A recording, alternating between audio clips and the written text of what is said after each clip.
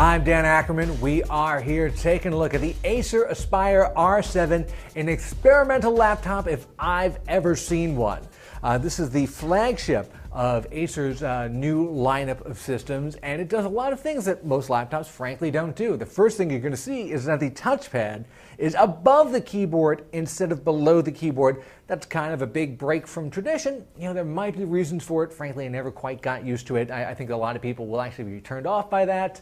Maybe if you use the keyboard a lot in the touchscreen and you don't use the touchpad that much, I suppose it might be easier, but I found myself just reaching over and constantly, tiring my arm out trying to reach the touchpad. But that's probably the least weird thing about the R7. The laptop screen is actually on kind of a floating hinge, so you can tilt it up like this and then bring it forward. So it can sit right here behind the keyboard like this.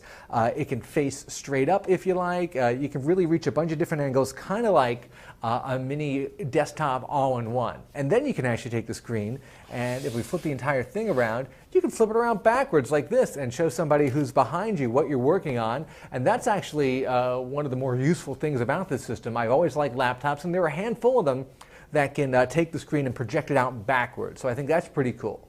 Now, Acer also says you can fold the entire thing down and use it like a tablet. And here it is, a 15-inch tablet, not something that you see that often, but I like bigger tablets.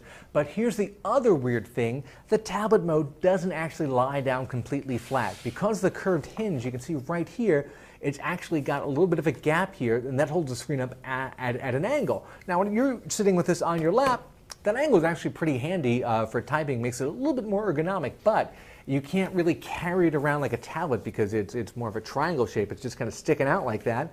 And frankly, it just looks like a design mistake. If you combine this with the touchpad being above the keyboard, those are two weird things that just frankly look like they were ideas that were maybe not as well thought out as they should have been.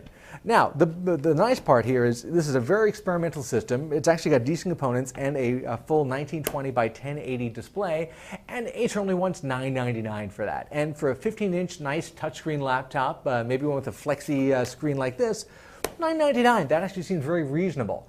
Now, that being said, I think a lot of these experiments sort of miss more than they hit, so this may not be a practical system for too many people, but I have to definitely applaud Acer taking some risks and playing around with the traditional laptop shape. I'm Dan Ackerman, and that is the Acer Aspire R7.